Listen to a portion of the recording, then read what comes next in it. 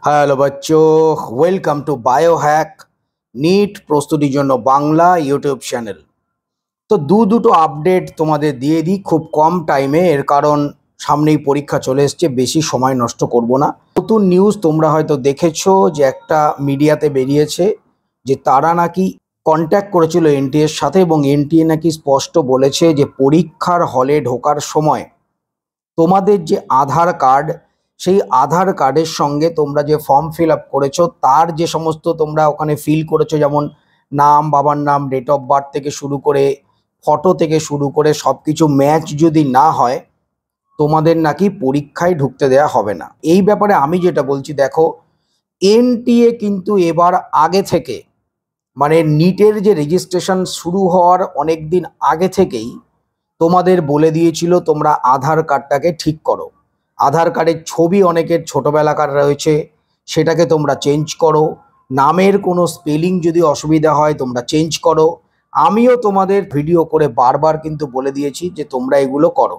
কিন্তু একটা জিনিস বলতে পারি, যদি তোমাদের ছবি না মেলে, ধরো তোমরা নিট ফর্ম ফিল আপের সময় যে ছবিটা আপলোড করেছো সেই ছবির সঙ্গে তোমাদের আধার কার্ডের ছবি ধরো মিলছে না, সেক্ষেত্রে তোমরা যখন এক্সাম হলে ঢুকবে তখন তোমাদের আটকাতে পারে। সেই কারণে তোমাদের কিন্তু একটা আলাদা কোনো ডকুমেন্টস, যাতে করে তোমাদের লেটেস্ট ছবি আছে এমন কোনো ডকুমেন্টস অরিজিনাল তোমরা ক্যারি করবে। যদি ইন কেস তোমাদের বাকি সব কিছু ঠিকঠাক থাকা সত্ত্বেও ছবি না মেলে, তোমরা ওই এক্সট্রা যে ডকুমেন্ট সেটা তোমরা দেখাতে পারো। সেক্ষেত্রেও কিন্তু আমার ধারণা তোমরা কিন্তু এক্সাম দিতে পারবে, কেননা এত বড় একটা এক্সাম, এত দিন ধরে প্রিপারেশন করছো, শুধুমাত্র ছবিটা মিলছে না বলে, মানে ছবিটা তোমারই ছবি কিন্তু ছোটবেলাকার বলে তোমরা এক্সাম দিতে পারবে না, আমার মনে হয় না এই জিনিসটা হবে। তো যাই হোক, তোমাদের যদি সত্যি সত্যি আধার কার্ডে কোনো প্রবলেম থেকে থাকে, রেজিস্ট্রেশনের সময় আধার কার্ডের সঙ্গে কোনো মিসম্যাচ হয়ে থাকে, তোমরা কিন্তু যেটা কারেক্ট আছে, যেটা ফটো আইডেন্টিটি একটা লেটেস্ট, সেই ধরনের কোনো ডকুমেন্ট সাথে করে নিয়ে যাবে। এতে করে কিন্তু তোমরা অ্যাটলিস্ট বলতে পারবে এবং আমার ধারণা তোমরা কিন্তু একদম পরীক্ষাও দিতে পারবে। এখন হাতে অত সময় নেই যে এখন পরীক্ষার 10-15 দিন আগে তুমি এখন গিয়ে আধার কার্ডের ছবি চেঞ্জ করতে যাবে, আর এই শর্ট টাইমে আধার কার্ডের ছবি চেঞ্জ হবেও না। সুতরাং যদি এদিক ওদিক একটু গন্ডগোল থাকে, প্যানিক না করে প্রিপারেশনে মন দাও।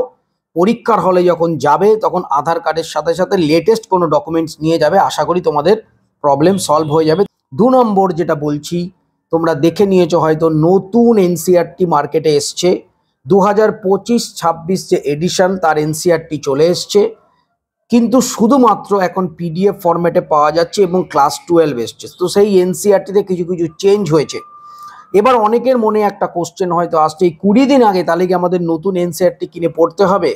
দেখো আমি তোমাদের বলছি, কোশ্চেন পেপার তৈরি হয়ে গেছে, সব কিছু রেডি অলরেডি হয়ে গেছে। তো এখন এই নতুন এনসিআরটি যে চেঞ্জগুলো, সেই ধরনের চেঞ্জ হয়তো পরীক্ষায় থাকবে না। এতদিন যে এনসিআরটি চলে আসছে সেই এনসিআরটিতে যা আছে সেইটাই তোমাদের লিখলে কিন্তু হবে, কেননা নতুন এনসিআরটি মাত্র কয়েকদিন হলো এসছে। তোমরা এখন এই নতুন এনসিআরটি নিয়ে কী করে পারবে? আর তার উপরে তোমরা দীর্ঘদিন ধরে যে এনসিআরটিতে পড়ছো সেখানে হাইলাইট করা রয়েছে, সাইডে সাইডে লেখা রয়েছে, তো সেগুলো তো সব চেঞ্জ হয়ে যাবে। সুতরাং এই নতুন এনসিআরটি এসছে, কী হবে, আধার কার্ডের কী হবে, এই সমস্ত প্যানিকগুলো বাদ দিয়ে পড়াশোনায় ফোকাস করো। নতুন এনসিআরটি তোমরা চাইলে পিডিএফ একবার দেখে নিতে পারো, অথবা অলরেডি অনেক এডুকেটার রয়েছে যারা কিন্তু কি কি চেঞ্জ হয়েছে সেগুলো নিয়ে ভিডিও করে দিয়েছে। তোমরা ভালো করে দেখে নিয়ে তোমাদের পুরনো এনসিআরটি যেটা রয়েছে, যেটা তোমরা এতদিন পড়েছো, সেখানে কারেকশন করে নিয়ে প্রিপারেশন করে যাও। পরীক্ষাটাকে ভালো করে দাও, তারপরে দেখা যাবে। তো নিট রিলেটেড ইনফরমেশনের জন্য চ্যানেলটা সাবস্ক্রাইব করো, পাশে থাকুন। নতুন কোনো খবর পেলে অবশ্যই জানাবো। সবাই খুব ভালো থেকে মন দিয়ে পড়াশোনা করো। নিট 2025 কিন্তু ক্লিয়ার করতেই হবে। টাটা।